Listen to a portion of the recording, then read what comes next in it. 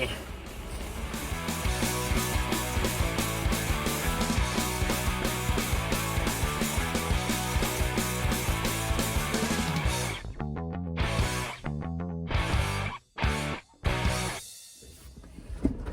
guys, welcome back to episode 3 of the Rogue Sports Podcast. I'm Brandon, this is Mike. Unfortunately, we're down a man today. Jace is elsewhere, but don't you worry, he'll be back soon. The Jeep will be back soon. We miss it. We miss him, obviously. He's a big part of our team. This ain't right. This isn't the right setting. It's not, we miss it. Today we'll be going into the madness that's going in college basketball over the last week. Also, the trade deadline just passed, so we're going to talk about that a little bit. Alright, so let's get into it. So, for results of the game Saturday, Houston knocked off Syracuse 62-46. Arkansas ended Oral Roberts' magical Cinderella run on a last-second shot, 72-70. Baylor beat Villanova 62-51. And Oregon State, continuing their own Cinderella run, beat Loyola Chicago 65-58. There weren't too many upsets in this round so far yesterday, but there's more to come. Today's games could have some. Do we have any we have some predictions for today's game? Creighton Gonzaga. I mean, looking at this, I don't see Creighton beating Gonzaga. I don't see that happening. Gonzaga's an absolute powerhouse. I have Gonzaga going until they hit Alabama. I think that's who they're going to lose to, but I don't see them losing anywhere before that. So I have Gonzaga winning. I have them winning the entire thing, actually. Between Drew Timme and Jalen Suggs, they're just a dynamic duo. They're probably the best duo remaining in the entire tournament. I also have the way they just sunk Oklahoma yesterday, who's a great team, who started off really hot against them. They knocked them off 87-71, turned into a close game, turned into a blowout. Yeah, so Gonzaga's going all the way. Discuss. Yeah, I got Alabama winning. I said I had them beating Gonzaga. Once you beat Gonzaga, it's like a done deal. I think behind Jaden Shackelford and Javon Quinterly, I don't see them losing. Like, I don't know. I feel like they're just that team this year. Yeah, I definitely have them beating UCLA today, but they will lose in the Final Four. I have them going that far. So Michigan and Florida State, we got. Michigan's not losing this game. I don't see Michigan losing. I agree with that. Michigan's just gonna do their thing, get all the way to the Elite Eight. In Oregon and USC. I'm leaning towards the upside here with Oregon, but it could go either way. It's a 7-6. Like, wish I had more analysis. It could go either way, really. Yeah, it's a close seeding game. Both Pac-12 teams. It's gonna be a good game, but I definitely have Oregon. I think Oregon's gonna pull it out. They look like the hottest of the two teams. Definitely. And I feel like it's something that we need to go into. Oral Roberts, heartbreaking loss yesterday. They lost, as I said earlier, they lost 72-70 to Arkansas on a last-second shot. Broke hearts all around America. But let's go into some of the fun facts that they had that went on throughout this tournament for them. They're the second 15 seed in March Madness history to reach the Sweet 16. They knocked off number 2 Ohio State and number 7 Florida on their way to the Sweet 16. A couple of impressive victories. This is a legendary run. Can't lie. Their win against Ohio State was their first ones in in March Madness since 1974. It's been 47 years. Crazy. Wow. And they're such a small school. They have a total enrollment of 4,000 students. Really? Yeah, you'll see high schools be bigger than them. And they're doing this in the March Madness tournament. Gotta give it up for them. Good for them. Kudos to them. That 4,000 number is nuts. Yeah, it's crazy. That's nuts. I'm pretty sure most people never even heard of Oral Roberts before this tournament. I called them toothpaste team after round 1. It's sad, but you know what? Kudos to them, and hopefully this is a long stretch of success for that program. Good for them. All right, now going into our next topic, the NBA. So we're going to highlight some of the biggest moves on deadline day. Nikola Vucevic got traded from the Magic to the Bulls. Huge game. A huge trade for the Bulls. What do you think about that? I really like the mentality of going all for it. Like, I think more teams should be doing that. I certainly wish our Celtics were doing that, or have done that in years past. I'm never going to bash a team for going for it. With that being said, I don't think the Bulls have the roster to be taking on a 30-year-old Nikola Vucevic. I don't see their roster being able to contend within the next few years. And as Vucevic gets older, I don't know how many years left on the contract. I think there's like one after this year. Yeah, I think. He's gonna want money. And will you want to give a 32-year-old at the time, I think 31, 32-year-old big man, big time money? That would be into kind of like the Al Horford situation with Philly. They regretted that instantly. I don't think they'd want to give him a long-term deal. I don't see the Bulls roster being ready to contend for a championship in the next few years, which is why you would make this deal. Yeah, so I like the deal. I like Vucevic a lot, but unfortunately, I don't think this is going to amount to much as far as playoff success. Yeah, it definitely seems like a weird trade, just because like Vucevic is the type of trade you make when you're a one piece away kind of franchise from making a deep playoff run. The Bulls are a lot of pieces away from making a deep playoff run. It just seems weird because you feel like watching them play, watching their roster moves. They're trying to turn into a youth movement, but really they're just added on to a 30-year-old solid player who's going to make a ton of money against the cap. Is going to hurt them against the cap too. So it's kind of weird. Really, really kind of confusing. Yeah, doesn't make much sense to me. Yeah. But I do like that they went for it though. Yeah, you gotta respect it. Danny Ainge can take notes.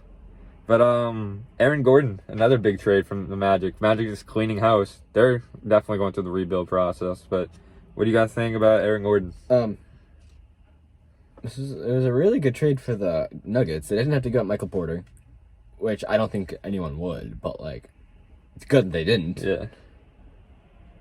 That's that big man, good defender guy that they need. Like, Michael Porter and Nikola Jokic are both notably very bad defenders. You needed a guy between them that could take a big guy or a wing, whoever they needed. Like, they're going to be paying LeBron in the playoffs. Not that Aaron Gordon could lock up LeBron, but he's a body that could do better than Michael Porter Jr. could. Yeah. They need someone to guard Kawhi. Yeah, Kawhi. I'm trying to think big man. If you need someone to guard, like... AD.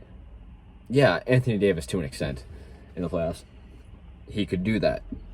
Maybe not extremely well, but he's a capable body. So, I feel like that's a good ad for them. Plus, with really everyone else on the floor can shoot on that team. So, having a slasher like that who can just be in the dunker spot is a really good ad for this Denver Nuggets team. Oh, definitely. I like the trade a lot for them. I think it helps. Obviously, they lost a key bench piece in Gary Harris and a good young player in RJ Hampton. But, like, I think it helps them solidify their starting five. They got Jamal, they got Will Barton, Michael Porter, Gordon, Jokic. You could arguably make the case that's one of the top starting fives in the NBA. Oh, yeah. That's scary. They already have a quality bench as it is. But, yeah, I think it's a good thing for them. It helps them on the defensive side, helping guard the bigger wing players that they're definitely gonna need help with. This is a good trade. He's not too young, is he? I want to say he's like 24, 25. He was drafted in 15, so yeah, 24, 25 is where he would be. Yeah, so he's a young player. They can have him for a long, long time. Good trade for them, honestly. And the last huge trade, I feel like, of the deadline, Victor Oladipo getting out of the dumpster fire that was the Houston Rockets and getting into the nice Miami air, that Miami Heat culture. What do we got to say about that? I feel like this is just an audition with the Heat to see if he fits in with the current roster. And I feel like they paid minimal for it because they knew they can get him in the offseason. It's very well reported that Oladipo wanted to be in Miami. Yeah. And they could have very easily just said, nah, we'll wait. But I think, one, they wanted him for this playoff run. They also wanted to see, I think, they have now a first-hand look at how good his knee is and how well he fits with the current roster. So I think that tryout is worth what they paid for him. The Rockets, which wasn't much. It was a first-round pick and Kelly Olynyk. Replaceable role players. Yeah. Who they didn't really need and weren't really going to play huge minutes anyway. Especially with LaMarcus Aldridge. Now with Kelly Olynyk. Oh, LaMarcus Aldridge isn't signing there. That's my bad. Brooklyn. Never mind. Yeah, whatever. Still stands. Yeah, I think it's a good. I think it's a good trade for the Heat. Honestly, it's a good score. It's another elite scorer to go with Jimmy Butler. He's a good playmaker. He can get it out to the shooters. Tyler Hero, Duncan Robinson. They got another guy, Patricia, whatever, at the deadline. I have no idea how to say it. Bielitsa. He's another good shooter that he can try to find. Yeah, I think it's a good trade for them, especially considering they didn't have to give up much to get him. It was pretty minimal damage to the team, their current roster, and it's adding a good, solid piece to what could be a championship team. I think it's a good trade. Good job, Pat Riley. I just want to say, sorry if you hear rain in the background. It do be raining out here. It's pouring, so we're still grinding. Yeah. We're still doing the puck. So apologies if you hear. We'll try to speak up a little bit to make sure you can hear us over the rain. But if you can, apologies. All right. Okay. So who do you feel like made the biggest splash at the deadline? Biggest splash? I went into the Vucevic one. That's the biggest splash. Doesn't mean I think it's going to amount to the most. But the biggest splash and the biggest trade was Vucevic, for the reasons I spoke about a few minutes ago. Yeah, I definitely feel like Vucevic might have been the biggest deal at the deadline, but in terms of impact to their actual team, the teams, I feel like the Nuggets and the Heat. Like we said earlier, Gordon and Oladipo, key adds what could be deep championship runs for the Miami Heat and the Denver Nuggets. Those two guys are exactly what those teams needed, and yeah, I think it's just going to be a big upgrade from what they currently have before the deadline. And watch out for those two teams as the season comes out on the stretch and into the playoff, because they're going to be a problem for teams in the East and the West. Yes. All right.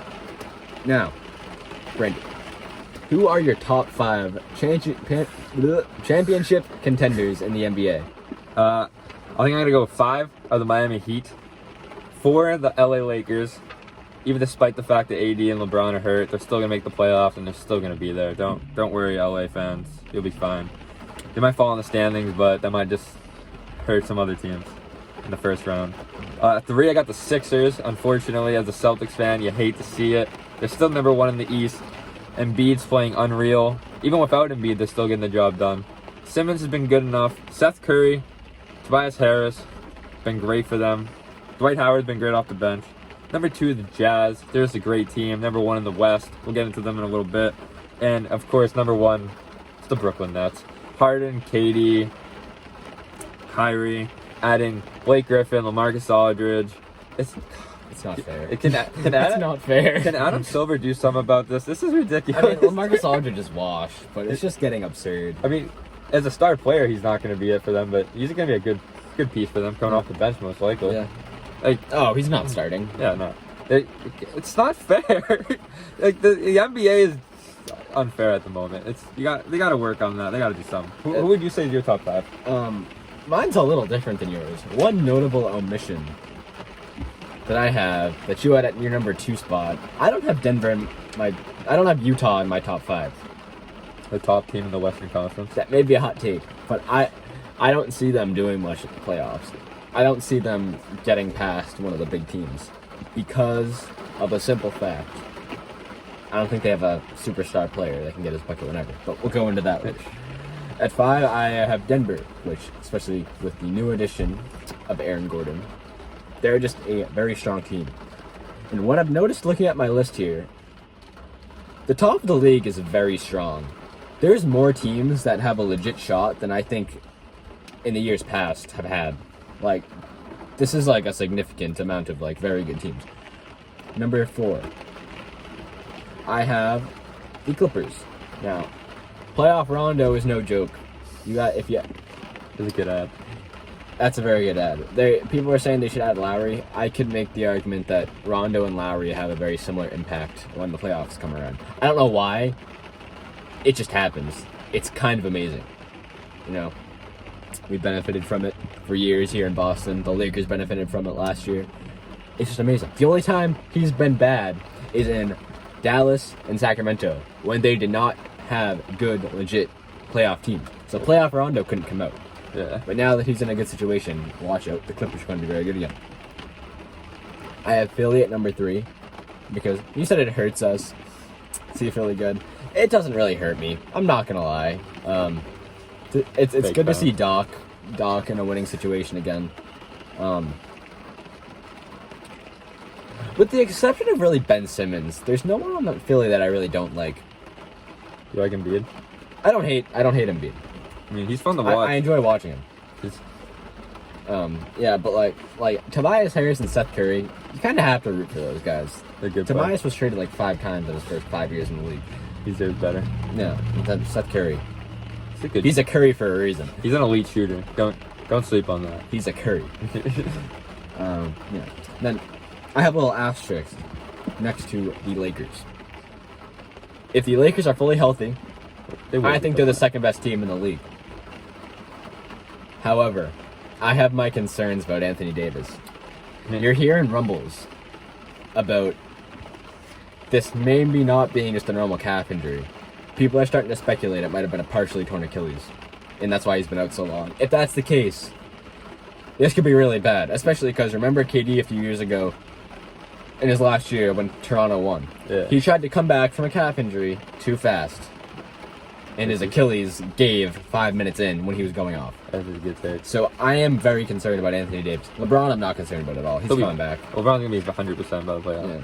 Yeah, but if they don't have AD for the playoffs, I don't care how good LeBron is. The Lakers aren't going to the ship. If they have AD from earlier in the season, I don't think they're gonna win it in the West. Yeah. AD was not himself, and I don't think that's good enough. Yeah, and then number 1 is obviously Brooklyn. Like, this is absurd. Like, come on. They have the MVP of the league in Harden. Before KD was getting hurt, people were saying he was a top MVP candidate. Like, it's absurd. And then Kyrie is averaging his career high in points. It's absurd. Like, I don't know. Then, like, they always say championship level teams or championship level players make role players look really good. Bruce Brown is looking really good. Freaking Nicholas Claxton, who wasn't getting minutes last year, is now looking really good. Like, imagine if this team had Spencer Dinwiddie healthy. Yeah, that's tough. That'd be absurd. With 1 star, they're a good team. With 2 stars, they're pretty much unbeatable. And with all 3 of their stars, it's a done deal. There's no reason to even play in the playoffs. Honestly, it's honestly they're honestly scarier than the Warriors. I'd say from 20. No, you don't think so? the Warriors had the ball movement. So my thing is they have the ball movement. But the thing is, if that gets shut down and you need a bucket, they had KD to give it to, who is like the most efficient ISO scorer of all time. And I also just want to point out, if the Lakers are not fully healthy, they move out of my top 5 for obvious reasons. And I would put the Milwaukee Bucks in. Yeah. That's like, I would have them easily in my top 5, regardless. If the last few years didn't happen and they were good in the playoffs, but I don't really take them too serious. Maybe in the playoffs, if it looks good, maybe I'll change my tone, but I need to see it to believe it at this point. But I want to go back on what we were talking about a second ago. How the Nets are in my opinion the better team than the Warriors from 2015 to 2018. How 2014 actually to 2018. When their run started and when it ended, they have 3 better scorers. They might not have the ball movement, but now they're adding Blake Griffin and LaMarcus Aldridge, 2 former stars who can still get the job done even at an older age. It's unreal. They have KD, who's arguably playing better than when he was playing in Golden State. Harden's better than Thompson, and Kyrie just a little bit worse than Curry. So it's not a little bit. He was a unanimous MVP. Okay, Kyrie is still a star. Kyrie's the second best point guard in the NBA. No doubt. Hold on. I'm gonna come back to that later. 100%, he's the second best point guard in the NBA. I'm coming back to that. But like, okay, so on the Warriors, you had KD, who was playing better than KD is this year, and he was available. He is available. He was available. He is available. I'll give him that, but he's not better. Curry was the first ever unanimous MVP. Okay. He wasn't like that with Durant. He played like that. He just didn't shoot as much. He didn't have the same impact he did when he was unanimous MVP. Those are 2 different Currys. He willingly gave it up. Okay. And sacrificed for KD. Then you had Thompson, who's the most unselfish superstar to ever grace the planet. Maybe Curry is his only competition there. I don't know if Thompson. I don't want to say he's the most unselfish star. Why? Because all he does is shoot. He's not a playmaker. He's not really much of a playmaker. He scored 60 points of 11 dribbles. He's just a shooter. He's a top 5 shooter of all time. Don't get me wrong. But to say he's unselfish, like, what does he do to make him unselfish? He talks about how great Curry is. Like, He's not the playmaker He's that you gladly want the that third Harden and option. Kyrie are. He's gladly the third option. Because he can't get his own don't- baskets. Yes, He needs to be gladly the third option because the first two options are setting him up. You're telling me Klay doesn't believe himself? Of that course he could does. be that. Exactly. Of course he does, but everybody else can see that he's not. When Yeah, has but he ever gotten buckets for himself? Other than when Curry and Katie are on the court and everybody's worrying about them, that's when Klay Thompson actually does something for himself. But for the most part, if he was on the court by himself, he would not put up the same stats. What does that have to do with being unselfish? Because he's not good enough to be... I'm not talking about unselfish on the court. I'm saying willingly taking a backseat and not say... You didn't hear a peep from Klay. All you heard Klay say was, yeah, I'm going to go home and I'm going to have a beer after every game. Okay, he's the chillest dude in the NBA. I think we can agree on that. He's funny. Yeah. Very funny. But, of course, he's going to be okay with being the third option when the other two options are setting him up for getting 30 a night. I mean, fair, but... you didn't hear a peep out of him. And you know that he thought in his mind, I can go on any team and easily average 30 and be the number one option. No. But he he might have doesn't do thought it. that because he should have that confidence as an NBA player. Yeah, but it's not true. If he believes it, He can believe it all he wants. yeah, so he could act on it if he wanted to. But he didn't. He was fine with being the third option. Because he needed the other two to look good. I feel like deep down he might have known that. Maybe. That's Because none of us will know that answer. it's hard to be selfish in a situation like that because all you do is win. So all you do is keep your mouth shut and just let it keep rolling. He could But have went somewhere else though in free agency. he needs he's one of those players who needs a second star to perform well.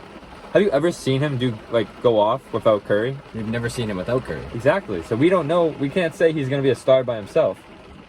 We've seen him go off though. With Curry, with a And second star. He I can't go believe- be the sole star on a team. He can't be the number one star. He can never carry a team to the playoffs by himself. You can't convince me that he doesn't believe that. Of course he does believe it. Obviously, he believes it. He's an NBA player. He's not going to say to himself, man, I suck. I should go. I need to get help. I really need help. Like, obviously, he's going to have that confidence that he's a star. He's a great player. I mean, he is a great player, but obviously he's going to have that confidence. All I'm saying. You don't hear a peep from Klay. You forget he's there sometimes. Yeah, he's a quiet assassin. Gotta love it. Every team wants him, but you can't have him as your number one star. Moving on from Klay. We can argue. I still believe the Warriors big three is better. But Brooklyn Nets, but 2020, 21. Go on. So, but aside from those three, you had Andre Iguodala, Okay. who's a big shot maker and a great defender. You had Sean Livingston, who is a very good backup point guard. I forgot to talk about Draymond, who is the best defender in the league. Okay. Not the best defender in the league. He was. No. He's a great defender, top 5, but not number 1 in the league. Which he Defensive actually player said of the last week. I believe Defensive Player of the Year implies that you were the best defender in the league for at least some time. Yeah, he was a great player for a season. He's not the top Dude. one season. Kawhi's a better defender than him. When he tries. Rudy Gobert's When a he better tries. defender. Kawhi doesn't take the best stuff from Rudy Gobert. I feel like it's just different for big guys like that. But Which did I'm not gonna sit here and trash talk Rudy Gobert because he's a great defender. But Draymond is just different. Plus, he's a facilitator. Everyone on that team is a willing passer, so everything just goes easier. Then when you need him to, at least KD and Curry could get their own shots, whatever, and score when the play breaks down. So you got Draymond. Then you had, like, maybe I'm splitting hairs here. Andrew Bogut was a very good player on the Warriors. He was a very good player when he was on that Warriors team. Yeah, he was a good center. Oh, we're forgetting about the GOAT, Zaza Pachulia. Okay, no, we do That not was- like Zaza. He ruins the NBA. That was a joke. Get Zaza out of the NBA. You stay out of the NBA, Zaza. The Warriors were deep with good players. Then, like, even earlier, you had guys like Leandro Barbosa, who were very good role players at the time. I think they were deeper with talent, and the Warriors were a legit big four, not just a big three. So that's why I would argue that the Brooklyn Nets were not as good as the Golden State Warriors were in 2017 through 2018. But the Nets do have that depth now. At the beginning of when they traded for Harden, you might have been worried about it a little bit. But Bruce Brown emerged as a quality scorer. DeAndre Jordan's a good double-double center. He can get you a double-double every single night. Claxton's been a good center for them. Well, Marcus Aldridge is now coming off the bench. Blake Griffin's coming off the bench. Those guys not be stars, obviously, but they can get the job done. Spencer Dinwiddie's probably. I don't know. Did he have a season? He's not going back. Right. So Spencer Dinwiddie's out, but next year he'll be back. He'll be part of that team. He'll be another depth piece. But let's say they don't have the depth, and then even if this play, they have 3 guys who can get you 30 a night. I don't think the Warriors had that. They had 2 guys. You're saying Mr. 37 points in a quarter couldn't get 30 points a night? Not with the other guys going 30. The other 3 players can go. The 3 players on the Nets can get 30 all by themselves. I don't think the Warriors had that. They had 2 guys. That's because they had a deeper roster where everyone could score. They need those guys to each score 30 a night to win. The Warriors didn't need that. They have. All right, we're getting off. All right, moving on to our next topic. You said you had who do you have if the healthy Lakers are happen? If it does end up happening, they come back being healthy. Who do you think is the biggest threat to them to knock them out? The Clippers. Really? The Clippers. All right. Why? Because they have. I'm trying to think before I say this. I believe they have the second best player in the conference. That's debatable, and I would debate that with you. I think Kawhi Leonard is the second best player in the conference. Maybe not this season, but in general. Yeah, then Paul George until the playoffs at least. I'm hoping that turns around this year. He's one of the best number 2s in the league. Actually, I can't say that anymore, but he's a very good number 2. Put it that way. And then you got guys like Marcus Morris or Reggie Jackson, and then you just added Rajon Rondo. He's a very good point guard when the time comes. I just think when you need them to, they can be great defensively with Patrick Beverley as well. They're a great defensive team, and they have a few guys where you can say, "Give me a bucket," and they can get a bucket. So I just think they're the best ones. Plus, I would just love to see a Lakers-Clippers series. I think top 5. That would be electric. I think the whole world wants to see that. Kawhi versus LeBron. That would be a great matchup, honestly. A matchup of the finals back in 14, where Kawhi got the Finals MVP for clamping LeBron. That is true. But anyways, I'm gonna have to disagree with you honestly. Utah Jazz, they're the team to beat. They are the team to beat the Lakers if the Lakers are fully healthy. They're number 1 in the West for a reason. They're great ball movement. They similarly to the Warriors in their prime. This team moves the ball tremendously well. Don't get me wrong. I'm not saying they're the same level. Don't quote me on that. But they move the ball so well. They find so many open shooters, and those guys will knock down their shots. They lead the NBA in 3-point percentage with 39.9%, and they have 5 players shooting over 35%. That is incredible. You don't see that. No other team can match them three-point wise.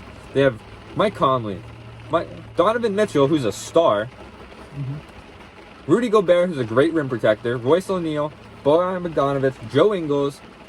They're loaded with talent. They just picked up Matt Thomas from the Raptors too at the deadline. Did they? That's another 3-point shooter. That's another guy who can come off the bench and get you 9 quick points in 3 straight possessions. They are loaded with 3-point shooting. They have great facilitators. They have a great center underneath that will help their 3-point shooting because they have to focus on him, or it's gonna be an easy 2 points every possession. They make their free throws. They play good defense. They're well coached. Quinn Snyder's a great coach. They're just a talented team, and I don't think the Lakers can compete with them if they're hot. If they just do their thing. I mean, I like the Jazz. Donovan Mitchell is one of my favorite players in the league. He's from the West Spider.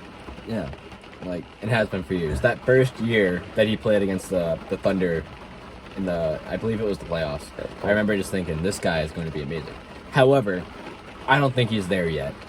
And I always worry about teams who rely on ball movement to get open shots. Because in the playoffs, that doesn't always translate into the playoffs. Teams who can do that and get open shots, it doesn't happen as much. Teams lock in defensively. And then when that breaks down, how are you going to get baskets? Donovan's really the only one you can say, all right, get me a point. But even then, I don't think he's at the level where you can consistently rely on him yet, which he can get it. Mike Conley? No.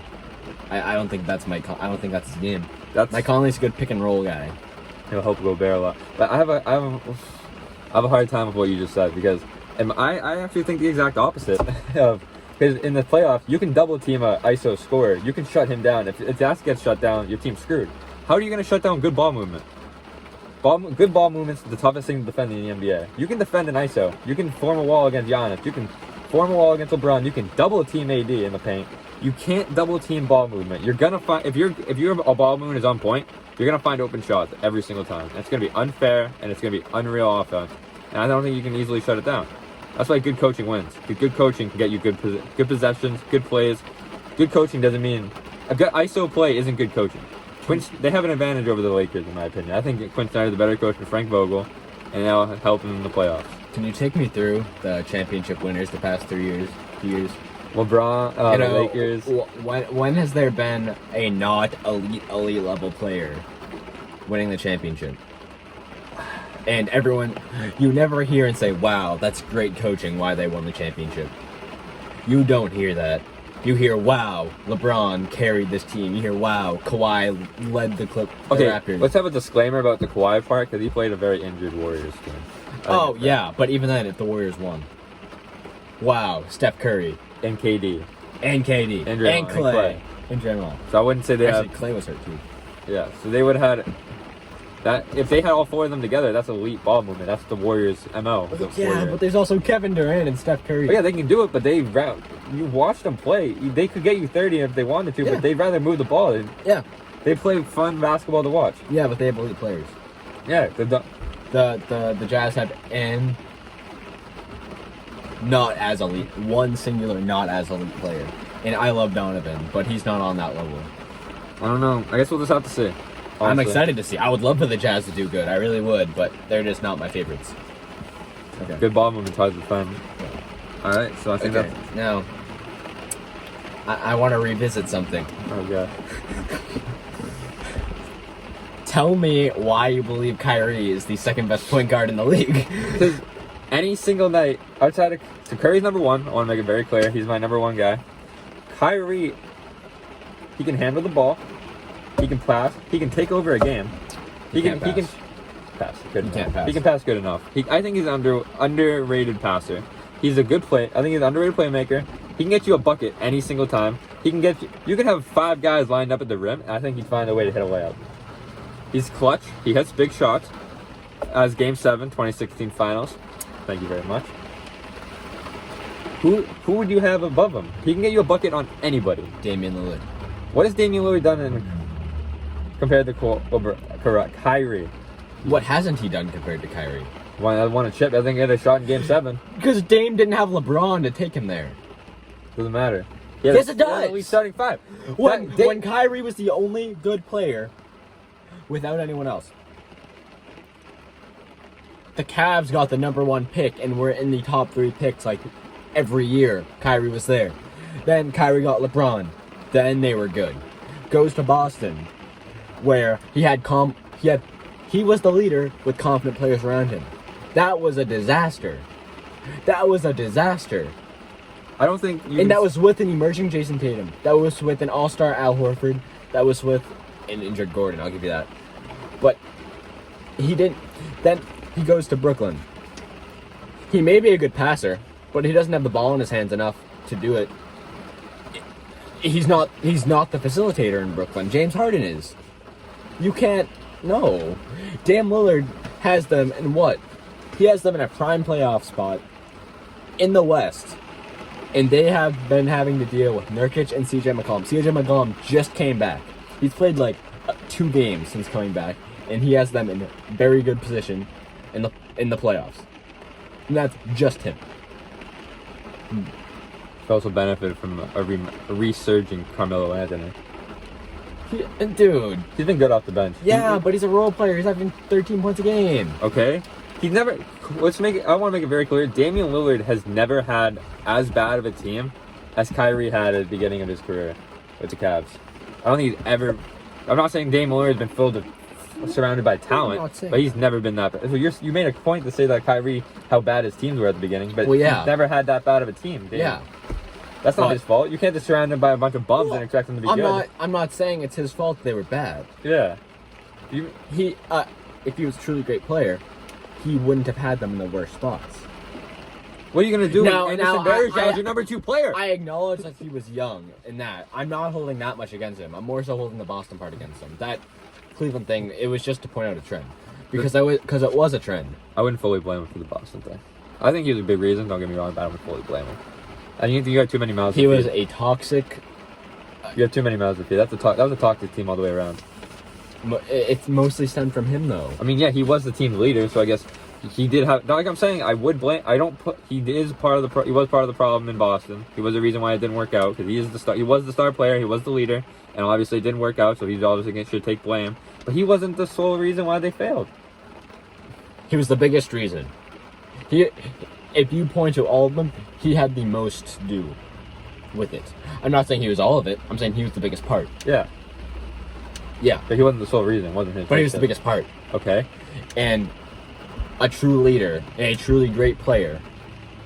And leadership and all that goes into being a great basketball player. Clearly not, because he's not. If he's not that great of a leader, he's still putting up all-star numbers. Yeah, but what does it lead to? He's won a ring. He's gonna win a ring this year. He won a ring because he got carried by... Okay, that came out wrong. He did not get carried. He had LeBron Okay. and Kevin Love. Kevin Love's pedestrian. Kevin Love averaged 26 points. He's not average And, 26 with the Cavs. He did that with Minnesota when he got there. Okay. Well, he didn't do Then it. they with won a Cleveland. year later. Okay. Well, he didn't win it. He wasn't put up 26 when they won. Because he was the third option. He was still a Okay. great player. Yeah, he wasn't as He was good. a rebounding machine, considering he's like only like what 6'10", 6'9". Come on. He's not tall. Like I'm trying to throw names out there. Chris Paul is better. I'm not saying Chris Paul is better than Kyrie. Don't get me wrong. He's a good leader. A better leader. I'll give him that. Yeah, like Chris Paul makes it a conversation with Kyrie because of how good he makes everyone else. I wouldn't say he's better, but I understand why some people say he would. He brought the Thunder to the playoffs last year. Look at the Thunder now. Well, they had a better team last year. They kind of. They weren't great, but they had a better team. Not a whole lot better. Better. Good enough. Who did they have last year that's like significant to the point where they drop off so far? Hamidou Diallo. Trying to think. Who do they have? I don't know. I'll give They that didn't to have them. Al Horford. No, but they don't have that much this year either. Who did Philly trade Al Horford to him for? I don't know. What did they get? I really don't know. Not much. Was it a salary dump? I think it was. 'Cause they paid a lot of money for Al Horford to be underwhelming for them. Yeah. Anyway, I'm trying to think. I think I don't know. we got our points across. Yeah, I think we're gonna have I to don't just- see him as the second best. He's easily top 4, top He's 3 or top 4, two. Number 2. top 3. Number 2. Anyway, I don't think Damian Lillard is worse than Kyrie. I think that's an asinine thing to say. Dame's a close number 3. Anyway, No. I think we're just gonna have to agree to disagree, and I think that's all. I think that's pretty much all we got for today. I think so. Sorry for the kind of short pod here. Yeah. You know, it was a bit of a slow week, especially considering the deadline. There wasn't too much exciting stuff, especially considering it was the deadline. Yeah, it was honestly an underwhelming deadline. I was expecting more fireworks. But anyway, so we're going to be off next week, Easter. We're taking Sunday off, but we'll be back in 2 weeks with tons and tons of sports talk. MLB opening day and the conclusion of March Madness. And the NFL will keep going on in the off season. Yeah, hopefully some more moves. Before we go out, what is your thoughts on the San Francisco 49ers moving up? We didn't talk about that. Oh yeah, we did. Oh yeah, we skipped over that. Yeah. But first of all, Jimmy G, hope you're packing your bags because you're done. You're done in season. You can say that all you want. Doesn't matter. Number 3 pick. They ain't taking They could have gotten a good enough wide receiver at number 12. They're going quarterback. They're going Trey Lance. In my opinion, Trey Lance is number 3 to them. Okay. And Jimmy G is going to be gone from San Francisco. New England, I wouldn't be surprised if they swung a trade for him. But Jimmy G, your time is limited. I think they're gonna wait a year to trade Jimmy G. Really? I think especially to take Trey Lance. I think Trey Lance isn't ready to start. He needs a year. So I think they're gonna keep Jimmy G. Because I don't think they would have come out and been like, Jimmy G is not going anywhere. Like, there's posturing that you're going to keep them to keep your leverage, and then there's that. Blatantly coming out saying it. That would be a bad look for the organization. I'm pretty sure the Eagles said Carson Wentz was still their guy before they traded him. They didn't commit, not after last season. They still said he was their guy this off season. They said they were having an open competition. They benched him. He wasn't playing at the end. I know, but they still said he was their guy going in the next season. They didn't just say he's done. We're done with him. We're done. You don't have to. They didn't make a trade. They for didn't number 3 pick. blatantly say Carson Wentz is our starter. He is starting for us this year. They didn't say that. And I think Jimmy G's staying. Also, the Dolphins made an interesting... Moving back up to number 6 was interesting for the Dolphins. I think that clearly says they're going for a pass catcher at number 6. Yeah. I think they want one of either Chase, Pitts, Smith, or Waddle. Please no Waddle. Waddle go to the pass at 15. Please. I don't think he's making that way. I think they want Devontae. Because I don't... Actually, looking at the list... I see Chase going at I can see Chase dropping. They don't need a tight end. They have Gesicki. I think they need another receiver. They add with Will Fuller and Devontae Parker. I don't think Gesicki will stop them from being Kyle Pitts, especially because Pitts can line up anywhere on the field. Yeah. I think that might actually be a really good spot for them, honestly, especially with Tua. It'll help hide some of his shortcomings. Emphasis on short. He's an overrated. All right. Yeah, I think that's it. All right. That was a good week today. Yeah. It was good. It was a good show today. Yeah. Jason will be back next episode. We're looking forward to it. You guys definitely looking forward to it. We missed him. Definitely missed him today. Love you guys. He was missed. All right. Well, see you guys. Good seeing you guys. Yeah.